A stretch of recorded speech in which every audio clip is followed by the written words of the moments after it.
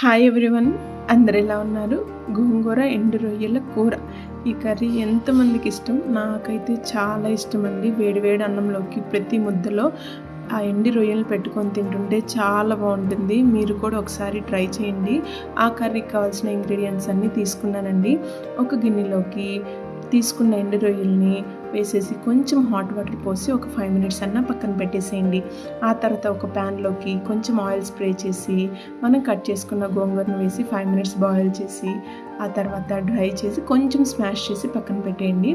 ఒక ప్యాన్లోకి కొంచెం ఆయిల్ తీసుకొని అందులోకి కరివేపాకు, మనం పక్కన పెట్టుకున్న రొయ్యలు ఉన్నాయి కదండి, వాటిని ఒక 5 టైమ్స్ అన్న కడిగేసి ఇలా ఒకసారి ఫ్రై చేసేయండి. అలా ఫ్రై చేసి ఒక బౌల్లోకి తీసుకొని పక్కన పెట్టుకొని అదే ప్యాన్లోకి కొంచెం జీలకర్ర యాడ్ చేసి కరివేపాకు వేసి అందులోనే కొంచెం పచ్చిమిర్చి వేసి ఫ్రై చేయండి.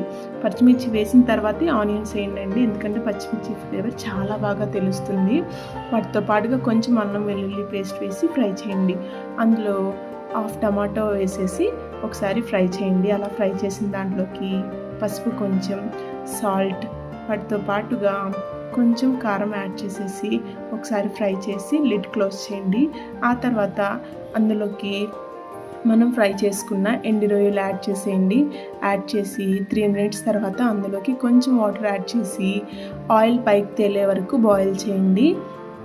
ఆ తర్వాత అందులోకి మనం గోంగూర తయారు చేసుకున్నాం కదండి, ఆ గోంగూరను వేసి మంచిగా కలిపేసేయండి.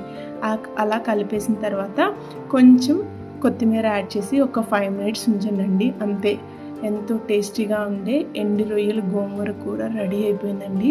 మీరు ట్రై చేయండి. Please like, share, subscribe.